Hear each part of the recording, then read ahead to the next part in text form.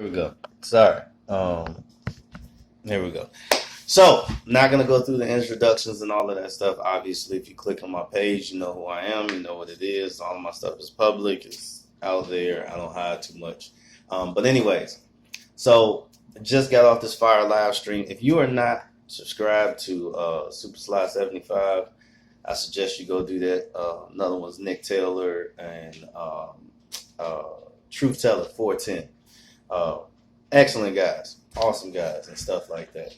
Um, but sometimes when I'm on their live streams, they say things that pop out to me, right? Because I have conversations all the time. If you are part of this, then you know that conversations are the best way to learn. The mixture of conversation and imagery is how you learn the best. The best. If you learn different ways, if you think you learn more by studying and opening the book and sitting down for 5 hours or 2 hours or whatever and reading through a book, then I mean that's you. That's you. I can't tell you what you think you do better. I'm just speaking for the people who are like me and who share that same sentiment. So with that being said, one of the conversations that popped into my head as I was listening to this live stream is about pretty much about people and not watching what they say, not having any reign over top of the words that come out their mouth, or if you've been with me for a while, words are spells. So let me preface a little bit of this conversation by saying words are spells. Train children up in the way they should go. When they get older, they should not depart. All right? Put those two things together. Coming up in some of these households, when the household structure is off, when there's no balance of power, when there's no balance of femininity and masculinity, you get something swayed to one side or the other. Now, unfortunately, the thing with kids is you're not going to be able to see it until later on. You might see little traces of things, and you think because you stamp out that behavior at that point in time that it's all good. But if you're steady feeding them a constant diet of one or the other and it's out of balance, then yeah, by the time they get older, they get our age and older and stuff like that. Now, because you train them up in this way of being disrespectful, of not being teachable, of doing what it is that they want to do and things of that nature, then you've created a monster for older folks or society to have to deal with when they're in certain positions of power.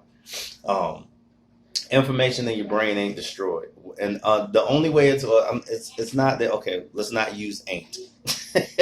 Information in your brain is not destroyed. The only way that is destroyed is if you get Alzheimer's or dementia. That's usually in your older years or whatever. But for the most part, whatever you take in through your ears and through your eyes stays in your brain for a very long time. Now, certain things stay in your brain and they kind of go to the back of it. I'm not going to get into the whole quadrants of brains and stuff like that. We don't need to go that deep into the conversation. It goes to the back of your brain, for lack of better terms, and it's not pulled out until something happens, and then you can you can pull that memory or that information back. That's usually what happens with kids. And you try to figure out why these adults do certain things, like they open their mouth and they speak on situations and they speak on stuff that they're not supposed to, or they can speak on it, but they speak on it in a way that is very detrimental to other people around them. You ever seen those people that are like they're talking and they get so riled up and they say, I don't care about this. If you was really this hard, or you was really this real, or you was really this about it, then you would do X, Y, and Z. And they'll give you a list of things that you would do if you were this. Now, there are some weak-minded people out there that are going to try to prove themselves and try to do X, Y, and Z and end up in a bad situation. Now, are they going to say, oh, no, it was this person that threw me in this situation? Nah. Their life is already messed up. And that person who spewed that stuff out of their mouth into the universe, atmosphere, words and spells, whatever you want to use, the people who spewed this out of their mouth, they ain't going to take no responsibility for any of the things that come down the pipeline from the people that are listening to you spew this rhetoric out your mouth. So, with that being said, When you say, if you was real, if you was this, if you was that, then you would do this. You are directly connected to whatever the action is that those people who listen to you uh, do. So right then, if you don't know that, then you should not have a platform. You should not have a voice that reaches more than you yourself and you and whatever other personalities you got with you in your head. But there are a lot of people out there like that. And I mean, sometimes YouTube is one of those places, or Facebook or Instagram, any social media platform where you can get on and have your voice heard by people all over the world.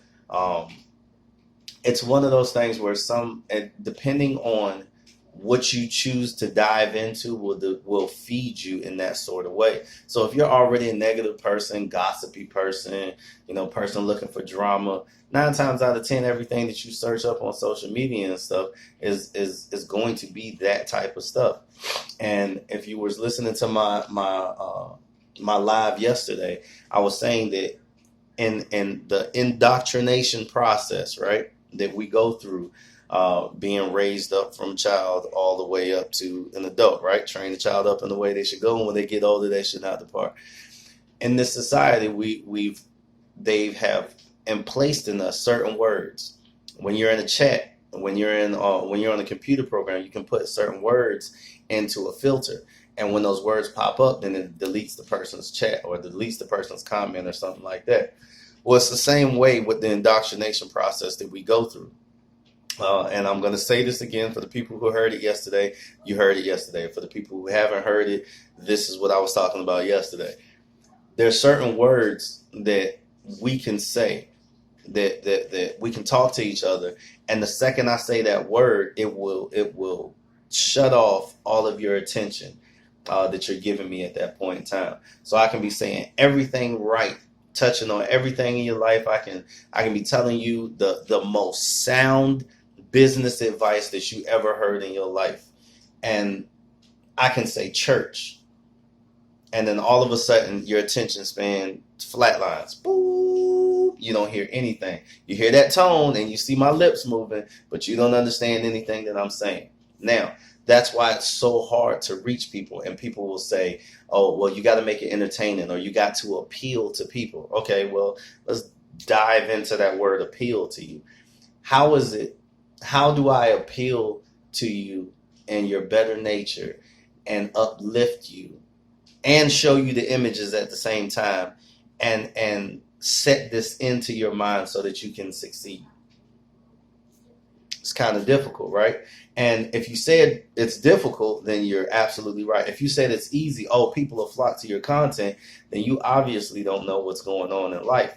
And at that point, I mean, at that point, if you don't know what's going on in life, there's this saying that says, if you don't know the devil until you see his horns, which is totally clear, but that's the cliche thing that I can think of. If you don't know the devil until you see his horns, then you're in trouble. If you can't tell that the indoctrination or the programs that have been placed in us from birth shuts off certain parts of our brain until you can override that thing, right? And overriding the programming that you already went through, or indoctrination, it depends on the crowd that you're talking to. So some people will say indoctrination, some people will say training, some people will say program or the matrix. It doesn't matter. Choose what you want to choose. Choose what word you want to insert into this conversation. But it takes a lot to override that programming that you've been trained with since you were a child. And it's not that you can't do it. It's that it takes a lot to do it. And it takes the right circle of people around you. And the example that I gave yesterday on my live was, if there's a certain area, let's say that whatever city you're in, and there's 10 different types of personalities that's within that city. Now, how do they know that? Because they have certain attractions in that city that a group of people will go to. And when they get these feedbacks, that's why they always have these little surveys for you, and you fill out on the survey what you did like and what you didn't like. All that stuff is not to improve the experience for you. That stuff is to figure out what people they have in the area and what people pass through the area so they can know what business attraction or entertainment attractions to get you to come to spend your money and to herd you in certain ways like cattle. So where I live at, right? I live 20 minutes away from two stadiums. There's two stadiums where football, basketball goes on there, soccer events, battles of the bands, monster truck rallies, and all of that stuff. And within that radius, there's restaurants, there's this, there's that, right? But the only reason why the things are the way that they are in that little area, it has nothing to do with placing your business by somewhere where it's high traffic. Because there are businesses that I deliver to, because I'm a truck driver, obviously. There are businesses that I deliver to that are in high traffic areas that don't get as much money. Want to know why? Because it's not the right type of people for that business to be in that area. And usually in about 5 years, that business will close down and get bought out and reopened as something else that's more applicable to the people that are around that live in that area. So with that being said, like I said, you write these little surveys and they figure out what type of people are there. So now all I have to do at that point is place these different personalities of success or entertainment or athletes or musicians or whatever it is. I have to place those people in front of you and show them in a manner in which you're going to be visually stimulated. And now it doesn't matter what I tell you at that point. I can be telling you all the worst things in the world. I can be feeding you the most chemical-ridden food on the planet, and you will not care because I have appealed to your personality. I just put the successful thing in front of you so that I can draw you into this attraction. Attraction, the word attraction. So anyways, with all that being said, the internet or social media to be specific is one of those things. Sir, are we having an issue? You do know that I can hear you and so can they. Can you please keep all of the conversation inside your head for right now? I would appreciate it. Thank you. Thank you. So, the social media platform, when they have these platforms, you're taking negative people, positive people, business people, actors, actresses, dancers, all of that stuff. You're forcing it into one avenue. And you're saying, oh, well, we're going to put these buzzwords on it. Remember, words and spells. We're going to put these little buzzwords on it so you can find certain things that you like. So what if I like drama? I'm going to go everywhere that drama is at. And I'm on a ship that I can travel to anywhere in the world and find drama. So those people end up intermingling with the people who are trying to do good things. But whatever they did programming wise with people nowadays is they want drama before they want self-help.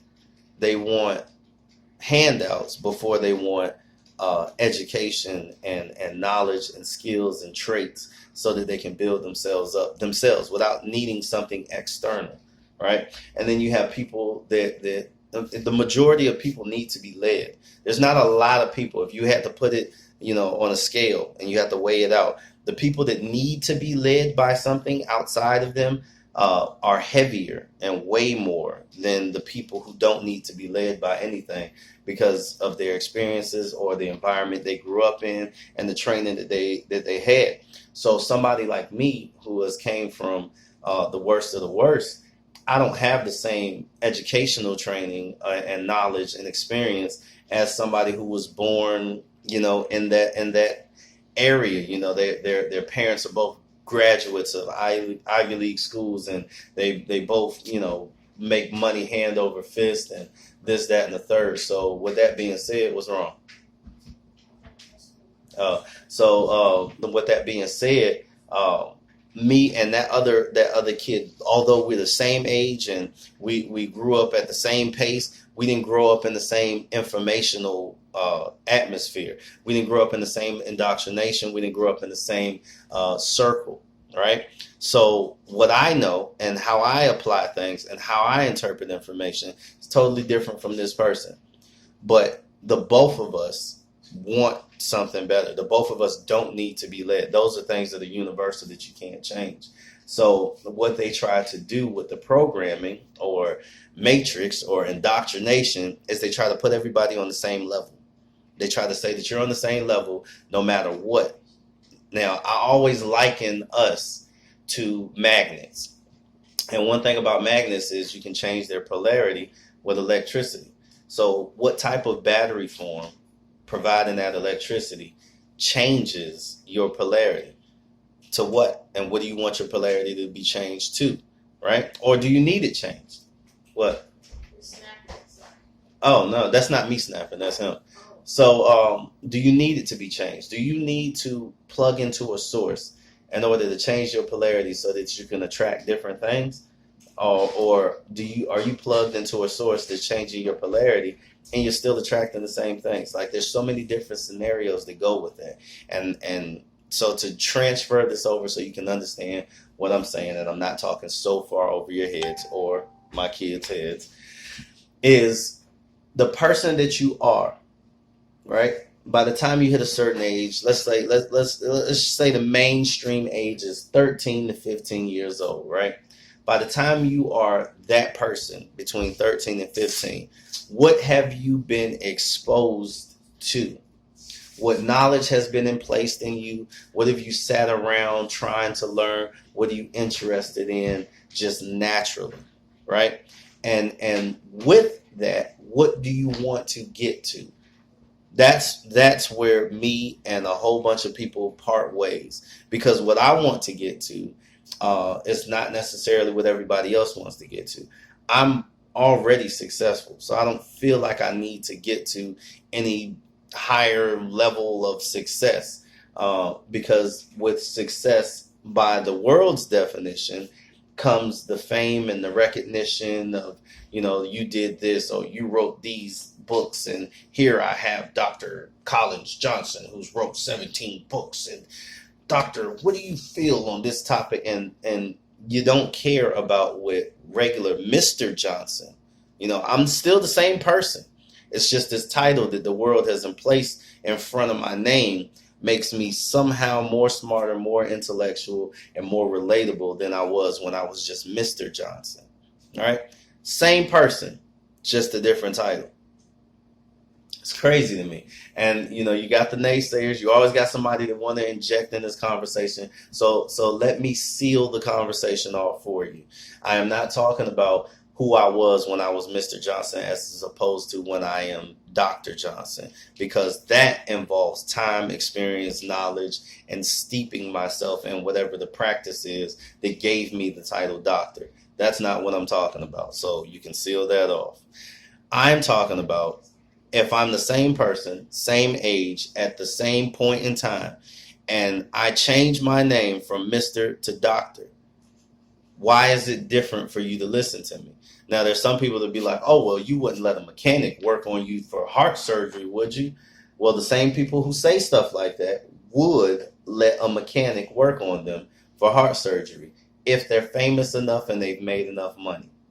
And that's how you can tell when people's priorities are mixed up, because they won't listen to a regular person on YouTube telling them something that they know has hit pieces of their life. They know that this person, just by listening to them, when somebody has been through what you're going through, or been through what you're getting ready to go through, or where you're trying to get to by the way they talk and how they give you the information that you're looking for. But you will negate that normal person, that regular YouTube person, if they only got 10 subscribers or 22. I'm happy with all my 22. But if they got millions of subscribers, then they're like, oh, well, they must be doing something right because millions of people are listening to them. And his name is Dr. such and such. Or his name doesn't even have to be Dr. such and such. It's just because he has millions of followers. And then it's like, oh, okay, well, I'm going to listen to him. I hear you, Collins, but I'm just saying that this person, million subscriber man, million subscriber woman has million subscribers, and like they got money and listen, they successful. It's a reason why there's millions of people listening to them. And it's like, well, yeah, it's kind of called the law of attraction. But I can't explain that to you. You want to know why? Because I only have 22 subscribers. That's why. That's why I can't explain. Not because I don't know. Not because I'm not right. It's because I don't have the level of subscribers to reach the sheep. The reason why I only have 22 subscribers is because I don't talk to sheep. I talk to people who are shepherds. I'm a shepherd, and the people that I talk to, and we vibe and we click and we connect, we're all shepherds.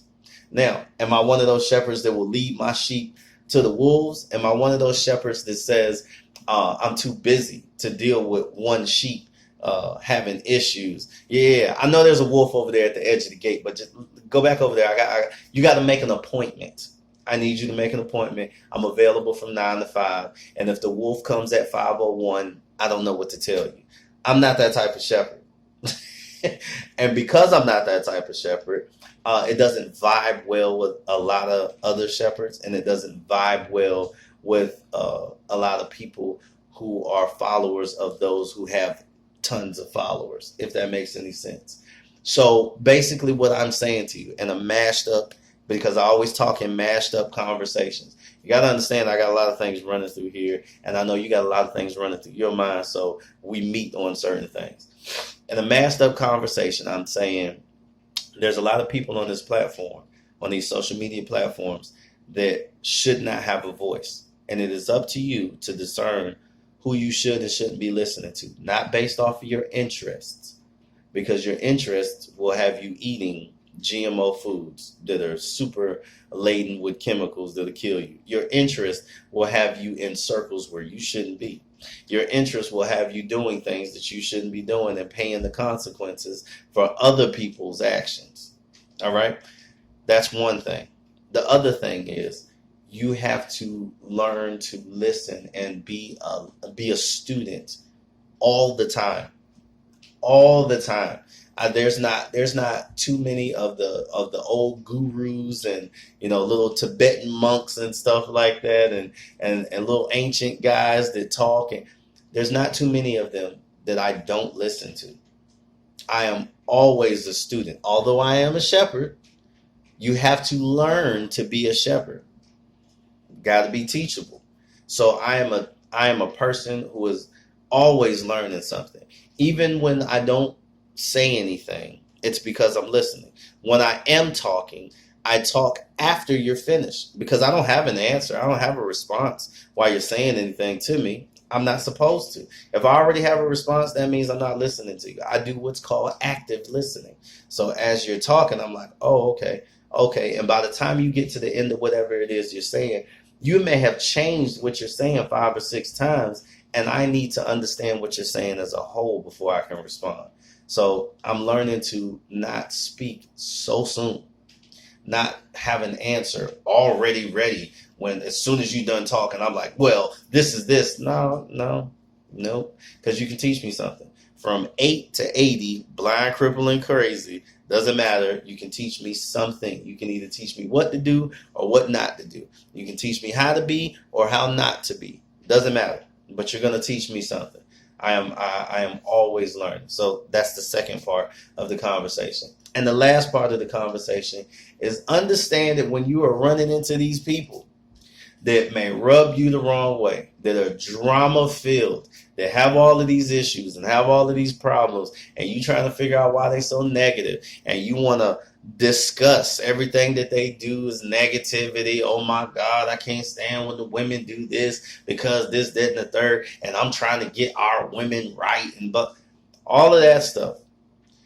You have to understand that every last one of the things, every last one of those personalities or character traits, people that you run into, they come from a fractured character trait or personality or existence.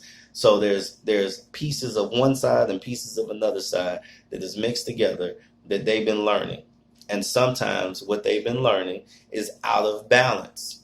And once it's out of balance, it's going to continue to stay out of balance until it gets checked, right? Sometimes it's got to be checked harshly. Sometimes it's got to be checked, passively.